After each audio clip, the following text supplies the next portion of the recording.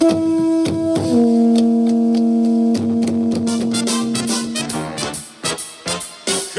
to you live from a little grass shack in the middle of the Pacific Ocean. It's the Junior Kekuewa Jr. Show, starring Junior Kekuewa Jr. That's what I was thinking. Join Junior along with the Wayne Borje Band as he makes any kind from Hawaii. You have no idea. And now, ladies and gentlemen, Junior Kekuewa Jr. Mahalo Hawaii, Hawaii, Hawaii. Okay, Hawaii. All right, every show the same thing. All right. Mahalo. Aloha, and welcome to the podcast. I'm Junior Kekuewa Jr. Bro, we gotta start with the attitude of gratitude, like we always do, and one of the reasons why is because we keep expanding our audience. Our audience keeps growing, and we're very grateful. So when we look at our demographics and our what they call analytics, right? It's pretty impressive. If you're like me, I'm from a small little island called Kauai in Hawaii, and the majority of the people that that listen to the podcast are outside of Hawaii. We'd like to welcome Japan, by the way. A lot of people in Japan are listening now, and the iHeartMedia group is growing, like where we get our podcast from, and so. But we'd like to, first of all, say that iHeartMedia. So I have history with iHeart. I was hired for a brief time, right, when it was Clear Channel Communications. Then it got bought by iHeart. And then, and they hired me. Well, so I was really never hired by iHeart itself. I was hired by Clear Channel back before it was iHeart. But then when it changed, I was doing volunteer work. I volunteered. It was kind of a trade situation thing where I would sit on the morning show of one of their stations, and then they would mention my businesses kind of thing, and we were very grateful because we built our businesses like that, just like that. We had a wedding, a party business, other things, whatever. Not flexing, just saying. So there's more than one. So this is a law of attraction podcast, and I always say if you think that money is the only way you can do something, you're suffering from limited thinking. All right, so iHeart is 60.4%. 60.4, like, whoa. It used to be Apple Podcasts. Okay, so now Apple Podcasts is down to 11%. It was 80%. So mahalo to Jay, my producer, who told me. He said, and he was like Foghorn Leghorn. Okay, you guys like comedy? Okay, here you go. He was like Foghorn Leghorn. He was like, I'll say, you're doing it all wrong, boy. And so I said, what do you mean we're doing them wrong? Because I had this other guy, right? I hired this other guy. I'm famous for hiring the wrong people. But it wasn't really wrong. See, what you got to do is you got to hire in stages, right? And then the secret is don't hang on to something that's not working too long. And we do that. We just say, okay, not working, find somebody else. But anyways, web browsers, 12.1%. So more people are listening to us at home on their browsers, okay, than they are on their phones right now. Which is, according to web browsers, it's picking up. It's more people are actually, I think the iHeart people are all on mobile devices. Apple Podcasts, 11.3%. Then we have all our affiliates. If you search my name in Google or whatever your browser is, your search engine, you're going to see that we have Podbean, Spotify, Alexa. Alexa's picking up 2.2%. So there's 2.2% of our audience somewhere going, hey, Alexa, turn on the Junior Kekuewa Jr. show. But we're very grateful for you guys. Thank you so much. Thank you. Podbean is 3.3%, Spotify 3.3%, iHeart Radio. So here's the thing. If you go on iHeart, I have a radio station on iHeart Media. So you go on iHeart Radio. And just put in, Junior Kekuewa Jr. Radio. And you're going to there's a radio station. So what it really is, so you guys know the inside and, what? You have a radio station? It's not, it's streaming. So there's a selected, there's like all my songs. So when my albums get released or whatever, they go on there. So you can listen to my music on iHeart, which I think is what's really driving this thing, because my music is being played on TikTok and Instagram and Facebook and like all over the place, and Spotify. Thank you, Spotify. And what happens is there's other local music in between my songs. So Israel Kamaka Viva Ole, a lot of the Hawaiian groups are there, reggae, island music, Hawaiian music. So just search Junior Kekuewa Junior Radio in iHeartMedia, and you'll get it. So anyway, thank you, you guys. Thank you so much. Because the first guy that I started working with, okay, who was actually, he was handling my multimedia, and he said Unks, because they all call me Unks, right? Because you get to the stage in life where people call you Unks, and like, okay, all right. I remember the first time that happened. I think I was around 40 years old, and somebody called me Unks, and I looked at them like, what? Like, like I was insulted, right? Now I'm complimented. So yeah, but anyway, so he said, Unks, you keep doing this. All you got to do is keep doing podcasts. You can have your own radio station. And now that I look back, on my my first marketing manager, I'm like, okay, he wasn't wrong. So thank you, Will. Thank you very much. Anyway, so now on today's podcast, I want to address some stuff questions that I had on my last podcast. So, we only have so much time on the podcast. And the last podcast was Your Voice Can Heal You. And we were talking about how the human voice can heal. Okay. And you know me, I go off to the left, to the right, whatever.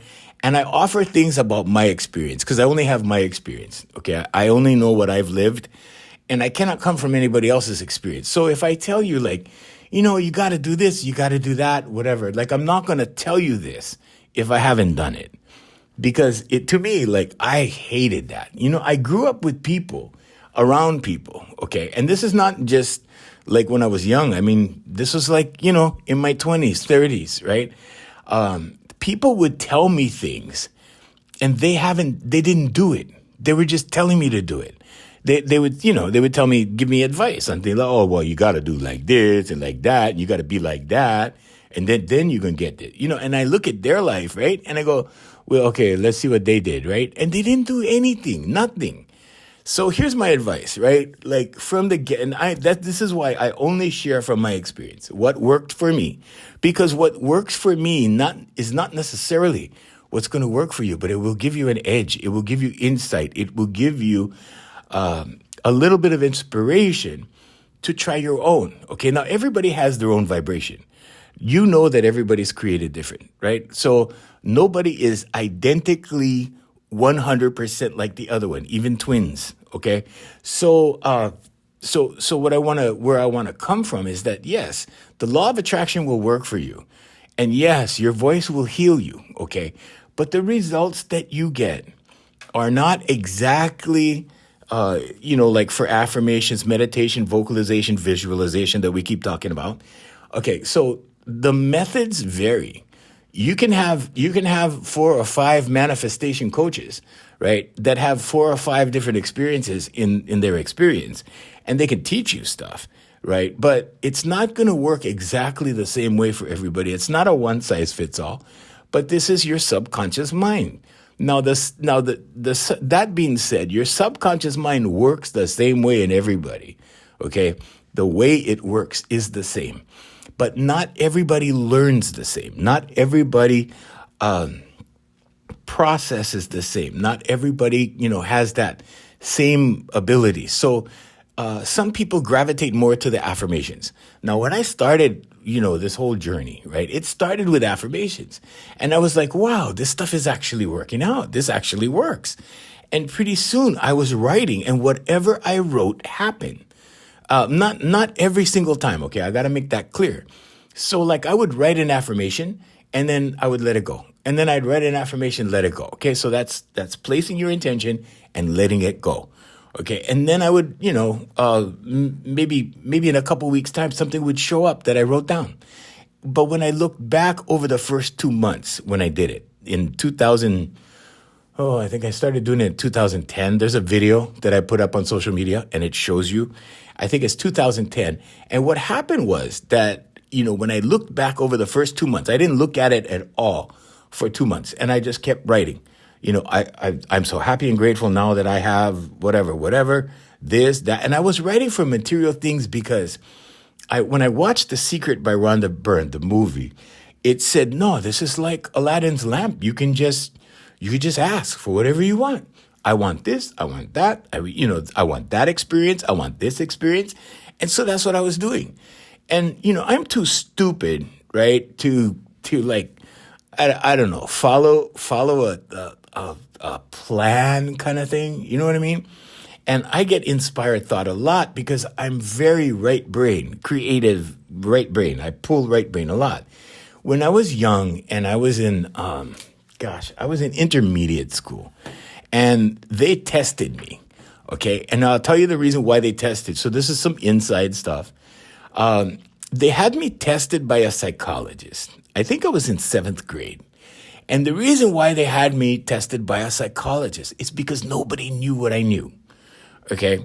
Because from elementary school, and this is a fact, I don't know. Yeah, you cannot check this fact, but I'll tell you, because see, when I went to college for that one glorious year, I went to college 1 year and I dropped out. But before that, okay, like way before elementary school, when they would make us take the SAT test, right?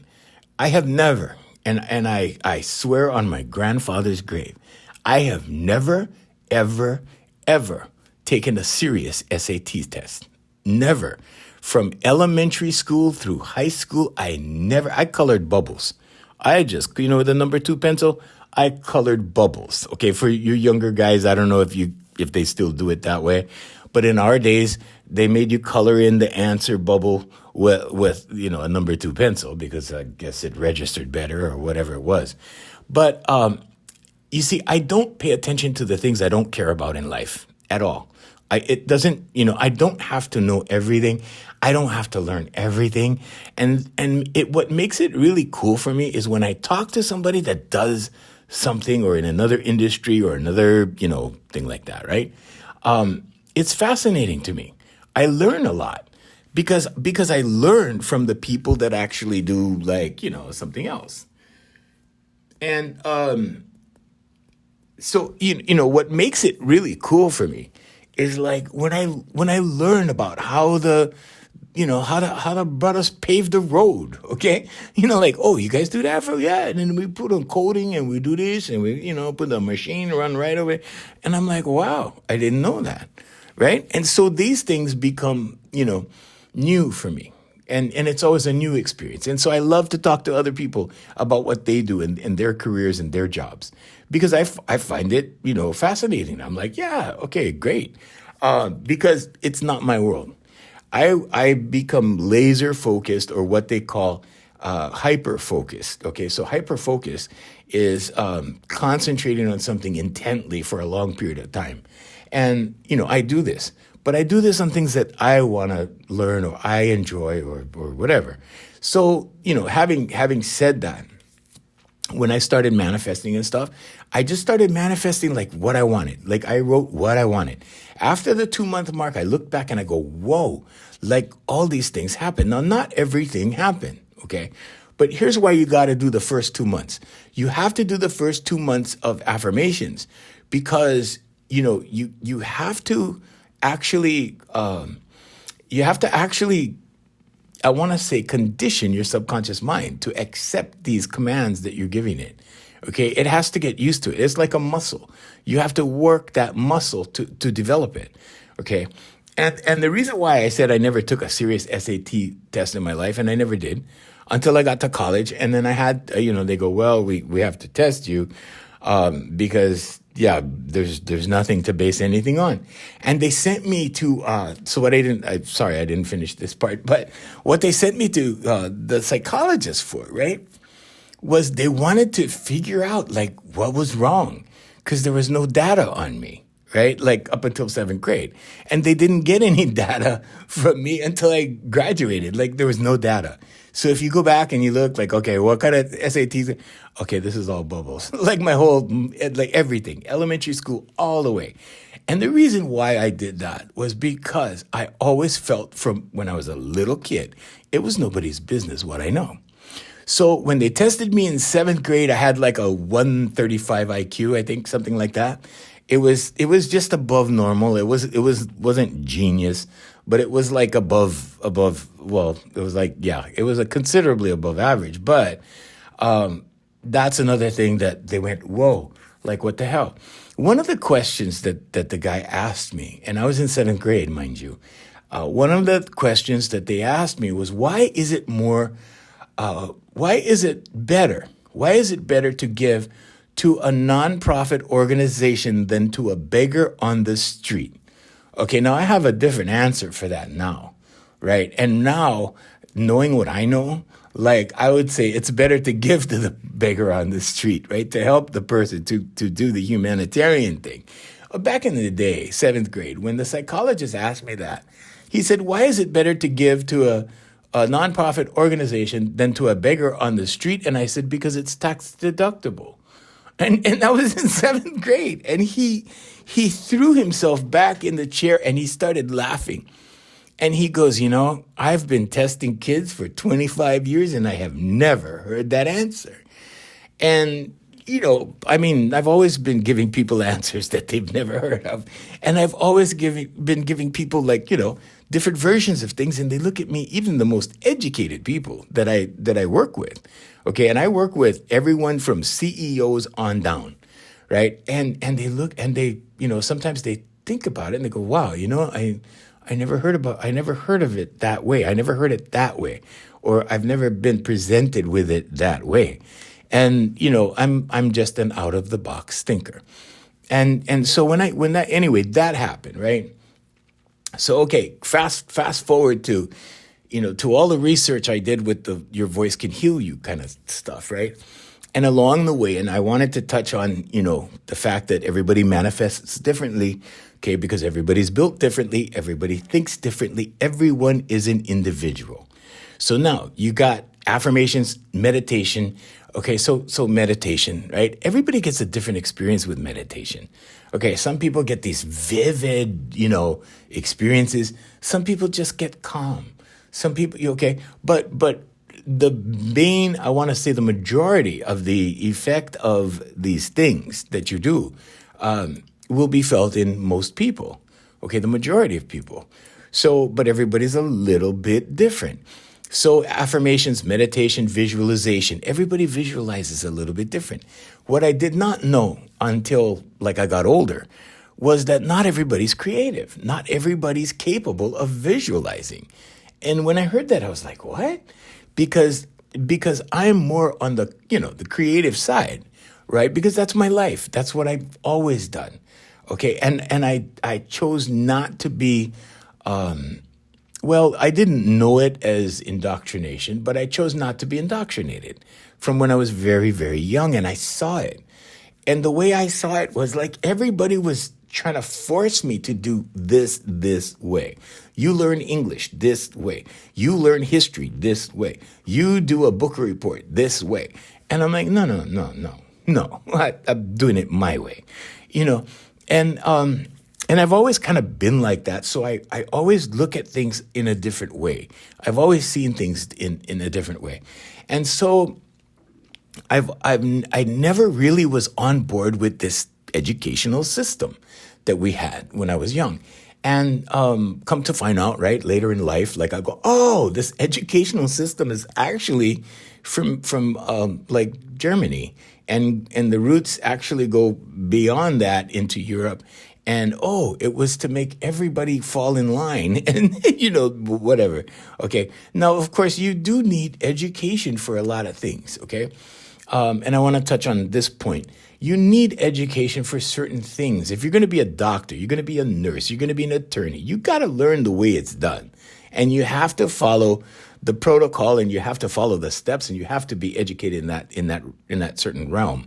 Okay. But outside of that, when I went to college for that one glorious year, right? And the reason why I dropped out is because I got a job offer. And to me, the job offer was in entertainment, so to speak. It was in radio, and I wanted to get around, the record label people, and I wanted to be produced and yada yada. You guys heard that on the other podcast, but that's the reason I left college, right? But when I was in college, I got a lot of respect. I got like tons of respect, and then I took this job, right? And I worked for this ethnic radio station. And it was the opposite. Like, I got no respect. Like, all of a sudden, I went from, I don't know, I was in this being respected and then being disrespected, like just right away in a matter of weeks. It was just boom, the tables just flipped, And like I always said, God has a sense of humor. Okay, but that disrespect thing that I went through for a few years in that radio station group taught me a lot. Do I regret it? No, hell no. Would I do it again? Yep, I would do it all over again. Would I do it differently? Hell no, not at all. It taught me a lot. And you know what? The things that I learned from being a production director at that station actually helped me build my businesses. And it was accumulation of things at different companies that I worked for. Sometimes it was a nice experience. Sometimes it wasn't. But that one experience when I was disrespected all the time and discriminated against, and all of this, and it wasn't by everyone, but it was by key people, key gatekeepers, if you will. And we talked about that on another podcast. But it was those things make you strong, Hawaiians. Those things make you strong. Those things teach you. Now you could take a bad experience or what you perceive to be a bad experience as a learning experience. Okay, because otherwise you walk away salty and you walk away mad. Now at that point, did I walk away salty? Yeah, I kind of did. It was mixed. It was a mixed feeling, right?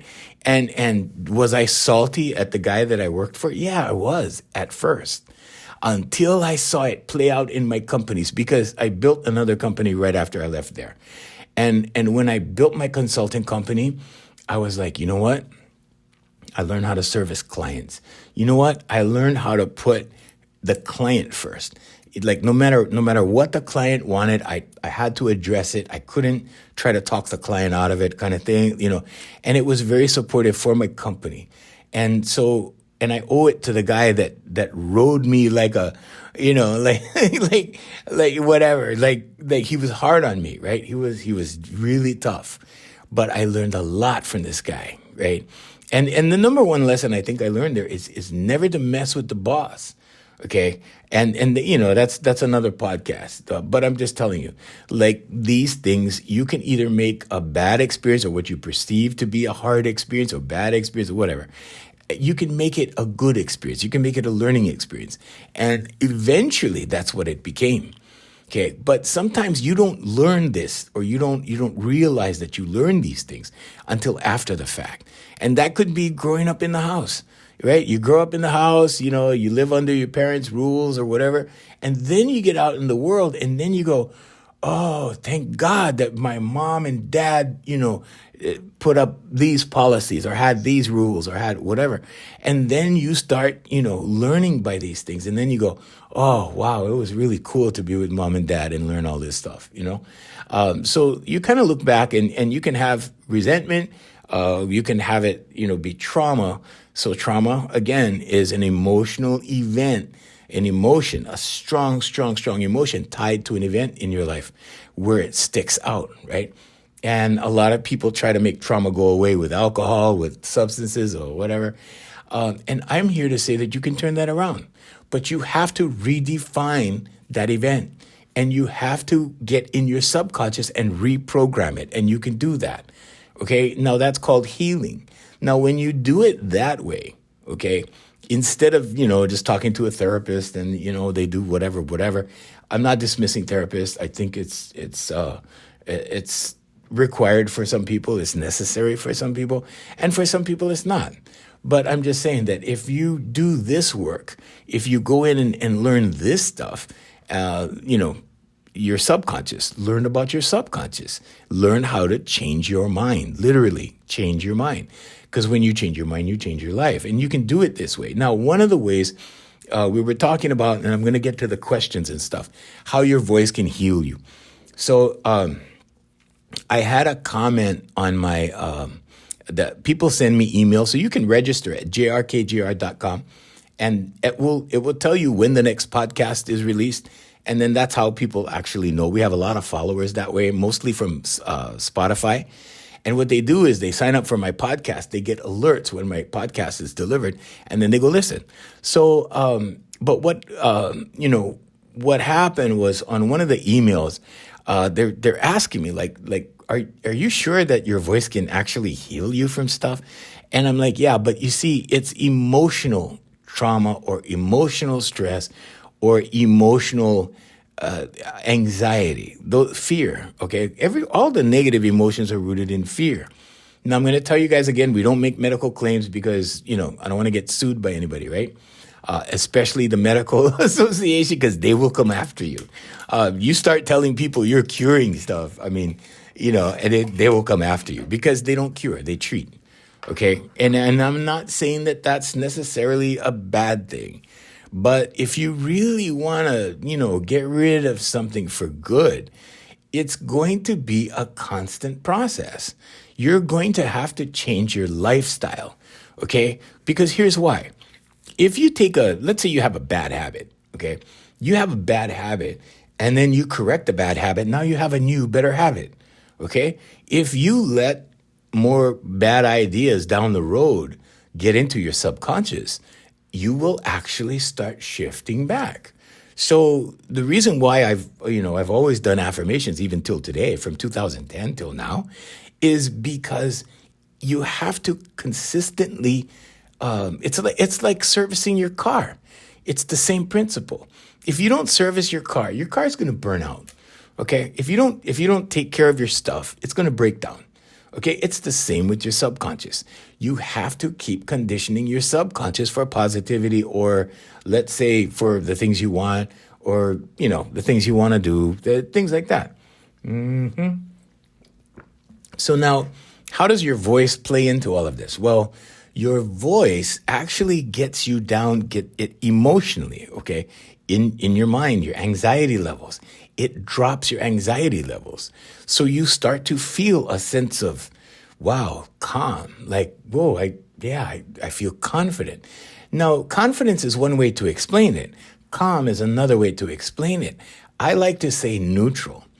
Okay, now I hear a lot of people, they're talking about flow state and, they go into a sauna, and this one guy I listened to, he goes into a sauna, he does this ritual, and then he does a cold plunge right after that, puts his body into shock, and then now he can flow, and I'm like, well, if you didn't want to do all of that, if you didn't want to do the sauna and then do the cold plunge, I do saunas all the time. I believe in saunas. I think it's very therapeutic, okay?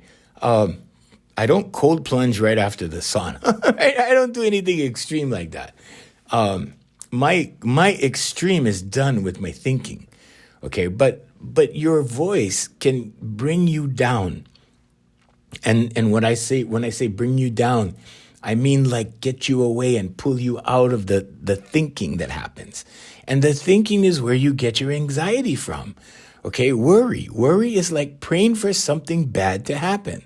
Now, if you're worrying about something, okay, one thought leads to another because you don't only think about it one way, right? When you start to worry, you start to look at it from all angles. You start to have multiple thoughts, negative thoughts about the same thing. And when you have negative thoughts about the same thing, it's like watching, a TV show or a movie or whatever. It's like watching, those TV shows where you have one camera angle and then it shifts to another camera angle and then another camera angle and another one. That's the switcher that's going on in your mind. That's the switcher that's going on in your head. And it's going from one aspect of that negativity to another aspect. You heard them, Owens. Right there. Check them again. There you go. Okay. So you switch from one to another to another to another. It's the same topic, right? It could be, losing your job. And then you go through variations of how this could happen. Okay, now what you're doing is you're creating these scenarios in your subconscious, and your subconscious mind is finding ways to make it happen for you. Okay, it's finding ways. So what happens is, how do you get out of all of this, and how does the voice play a role in this? Well, everything is vibration. Okay, you are vibrating. Every cell in your body is vibrating. And when you change one thing in the human being, everything else has to correspond to accommodate that change. Okay, so let's say, for example, you calm in anxiety. Let's say you get rid of anxiety. Let's say you minimize anxiety. And now you're no longer having racing thoughts and, speedy thoughts and stuff like that. And now you're like more calm, and you meditate longer, and you can just sit and be. Okay, let's say that begins to happen. Okay, now the rest of your body cannot exist in that hyper state, in that with those hyper thoughts. Okay, like one after the other, oh, I don't know how I'm gonna pay my bills. Oh, my credit card is maxed out. I mean, all of that stuff. Okay, you cannot have the rest of your body function like that and your mind be calm. No, the human being does not work that way. When one thing happens, one thing changes, the rest of your body, the rest of your cells, the rest of your vibration goes, huh? Oh, we're doing that? Oh, okay. And it starts to accommodate the change. So this is why they say when you change your mind, you change your life, because everything starts to change. Now, when you think a thought, the thought that you think often enough goes into your subconscious. Your subconscious begins creating avenues or creating actions conducive to the thought. So when you start thinking about something, your subconscious goes, oh, okay, yeah, that's what we're doing. Okay, well, maybe you can do this. This will get you there. Oh, this will get you there. That'll get you there. This will get you there. And pretty soon you have your intuitive thought that comes from the superconscious or higher consciousness into your subconscious and go, oh, well, maybe I could get there this way. I could get there that way. And you start getting these ideas or inspired thought, and you start moving in that direction. And that gets you there. And the doors slowly open. And pretty soon you meet people conducive to your goal or wherever it is, whatever it is. Now, if it's negative, it's negative. It'll introduce you to someone who will get you to negative faster. Okay, so it works either way. And people do not understand, the majority of people do not understand that they are creating their lives through their thoughts every single day. And that the results that they're getting, okay, good or bad in their lives, are a result of where their mind has been. Okay, so if your mind is, I don't know, on negativity, if you're living in, if you're around people, right, that go, you know what happened today? And you guys all commiserate on something miserable, okay? And you guys all talking story about something, bad that happened or whatever. Okay, and it's kind of fun in a way because I remember being there. I remember being there in my 20s and up until my early 30s. It was a lot of, I want to say, venting. You know how they say, oh, well, I'm just venting. Everybody like used to vent around each other, and everybody would add to the venting. Oh, this happened to me. Da, da, da, da, da. Oh, yeah. And, yeah, that kind of happened to me too. But mine went this way. And then pretty soon, right, everybody starts talking about that negative situation that they had, and they start venting, especially when they're drinking, right? When they're out drinking, having a good time, whatever, that kind of thing. And then what happens? These things begin to manifest again and again and again and again. And now you're on that merry-go-round. Mm-hmm. And that merry-go-round actually gives you results, okay, because you're thinking, okay, and now you're expressing, and now you're speaking it. And when you speak it, it goes into your subconscious, okay? When you're thinking about it, it's going into your subconscious. Now, the only thing I don't remember doing is I never remember venting on paper. I used to write letters. I was a letter writer, and I used to write letters, let's say expressing displeasure of certain things in my life, and I would write a letter, okay? And this was a technique that I had learned, And I would write the letter, but I wouldn't send it. I would rip it up. Okay, so I would vent, right, on paper, and then I would rip it up. And it was a technique that I learned. And then down the road after that, this was in my late 20s, early 30s. And then I discovered that, wait a minute, when I'm venting and I'm writing it out, it's going into my subconscious and it's coming back as backlash and it's hitting me. Okay, so I stopped doing that. Now, here's what I can say about journaling. When you journal, if you're doing that, if you're, bitching on paper, okay, and you're journaling and you're keeping a record of what, what happened, and it's negative like that, and you're going on and on like that, and you're venting on paper, it's going into your subconscious, okay? So I don't recommend venting on paper. I don't recommend journaling.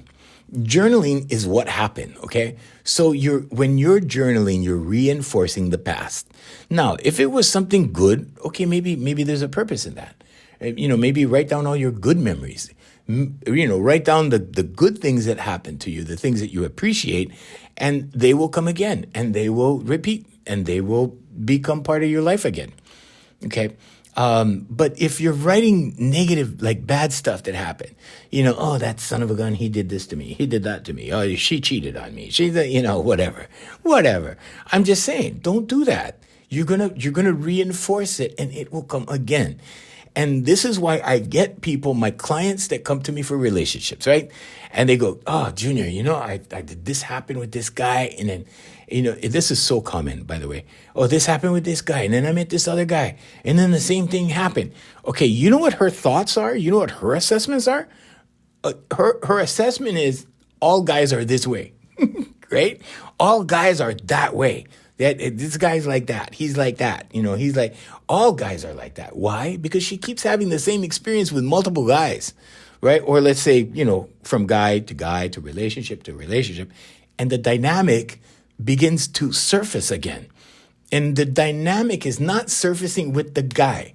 The dynamic is surfacing with her, within her. Okay, and she's creating that with another person. Okay, because the same program is being played out. Okay, you see? So people don't consider this. People don't look at this, but this is what you have to entertain. You have to entertain the idea that, hey, maybe it's me. Okay? And if it's you, then all you need to do is real simple. All you need to do is change it. Now, how does the voice play into this?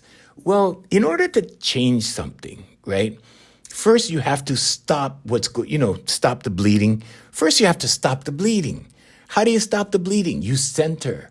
You bring yourself to a place of centeredness.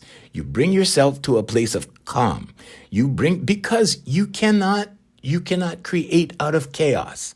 Or let's say you cannot create something balanced out of chaos. Okay? You can add to the mix and you get what you get. And you see what I'm saying? Like if your life is chaotic or if your life is extremely stressful and now you just jump in and go, okay, no, this boat is going, zigzag right now. And I'm going to grab the steering wheel. I'm going to pull it as hard as I can to the right to get out of this thing. All right. Now that's difficult. That is difficult. If you are doing this with your mind, if you are doing these crash courses, if you're doing these things with coaches that don't know what they're doing, okay, and a lot of them, I see a lot, especially these young ones, God bless them, okay, they're young, okay, they have not had sufficient life experience because I didn't start coaching until 2010. Well, actually, I was kind of semi-coaching before that. I remember one of my ex-students, I talked to her, and most of my students were women, female. We gotta say women nowadays. They were women or young women, and she was a young woman. She was like in her late teens, I think 19, 20, something like that, 21 maybe. And she came to me, and then she asked me one day. Years down the road, my students tend to like drop in and say hi once in a while on social media and let me know how they're doing. And that is the most satisfying thing because they're doing amazing stuff. Amazing. Okay, so anyway, I happened to say, well, since 2010, I've been life coaching. She said, Uncle, you've been life coaching ever since way before life coaching was invented. Before they had something called life coaching, you were life coaching. And I'm like, well, thank you. And that hit my heart. That really hit my heart. Okay, but back to this process. Now, your voice can heal you because your voice brings you down and gets rid of the clutter. Okay, it begins to settle you. Now you have an open playing field. Okay, so let's say you have a chalkboard, and let's say you have all this writing on the chalkboard and it's chaotic. Now, if you have a chalkboard full of directions and statements and whatever, and then you try to fit in something positive in the middle of it, right? What do you have? You have a cluttered chalkboard. How are you going to work good with a cluttered chalkboard? There's not going to be enough room. There's not going to be enough clarity. There's not going to be enough, you see what I'm saying, Hawaiians, right? There's not going to be enough. I'm telling you. And it's very, very difficult. So what do? Well, first you erase the chalkboard. Okay, now I'm not talking about erasing thoughts. Okay, you never erase thoughts. What you do is you use your voice in such a way. Okay, with the straight tone exercises that we give, with the breathing exercises that we do, you bring yourself down to calm. Now, when you're calm, your thoughts become calm. Your thoughts slow down. Your thoughts are never going to stop. That's not the idea. You don't even stop when you meditate. Okay, that's a misconception. Okay, but you start to organize and have control over these thoughts. You can control your thoughts. Okay, so now you can dismiss negative thoughts. We talked about that on the last podcast. For those of you who didn't hear the last podcast, when you get a negative thought, just say stop, say it out loud, think it, whatever, and then replace it with a positive one. Okay, I do it all the time. Okay, and it's easier than you think. It's much easier than you think. You start thinking a thought, just say no and focus on something good. Nope, not going to think that. Focus on something good. Because if you focus on that thought and you allow it, and then you allow another supporting thought that supports the same idea, pretty soon it goes in your subconscious, and guess what? Yep, you're going to be stuck. Okay? Because it's going to become a program. It's going to become a part of your life. If you don't want something, a part of your life, get it out. Stop it. Okay? You have the power. Okay, there's no such thing as life happening deliberately to you. There's no such thing as life is just bad to you. Life is cruel. Life is unkind. And you're just this victim walking around getting all this stuff. There's no such thing.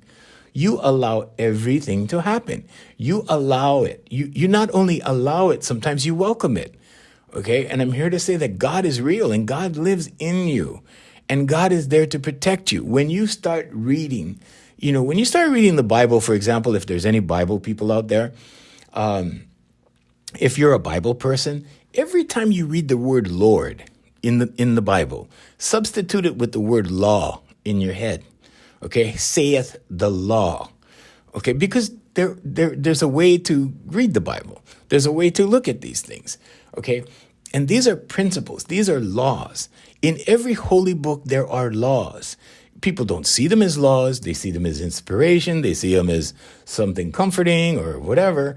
And then they keep going back and keep going back. Why? Because they've never changed. They've never changed the thing that's going wrong. And it's your subconscious. Your subconscious can be easily redirected and your life can be changed. Now, I had to turn my life around. I had to turn my life like 360. I had to take that steering wheel of the ship that was going out of control and turn a hard right. And you know what? I had to hang on to that hard right for years while it began to turn slowly. Okay? And once it started, getting on the right course, pretty soon I started teaching. I taught voice for years and years before that. But I started teaching the law of attraction. First I had to learn it, right? You got to do it before you teach it. Okay, so a lot of these young ones, they're saying how to do this, and they have 100,000, 200,000 followers or whatever. And I see them teaching it wrong, a lot of it, okay? Because they're using negatives. They think they're rebutting something, Okay, but they're not. They're enforcing negativity. And God bless them. They will find out. They will grow. They will learn. They will refine. They will become better. Okay, but the thing you have to realize, the thing you have to be aware of, is that negativity comes in small little forms sometimes. Sometimes it just kind of sneaks in there, okay? And you don't know what it is. So here's the thing. When you write affirmations, okay? If you write any negative word, I will not smoke anymore becomes I will smoke anymore, okay? And then I will smoke is the root of that sentence. And that continues. And you wonder why your affirmation is not working. Okay. So because the divine, God, the divine consciousness, superconscious, all of that, okay, the unseen, the hidden hand, whatever you want to call that, God, all of that does not recognize negative at all. Okay. Now, the reason that everybody thinks the world is getting worse and worse and worse is because they look at the world that they had and they look at the world changing, and the world is emerging into something different.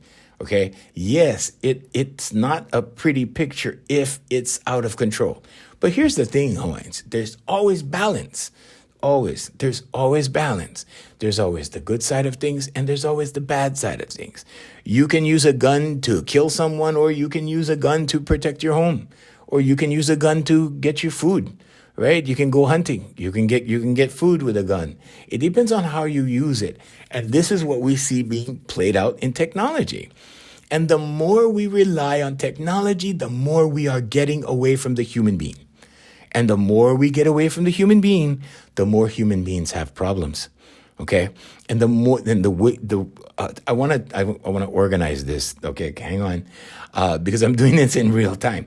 But the more we isolate human beings into their devices, okay, we do have control of we do take control of their thoughts that way.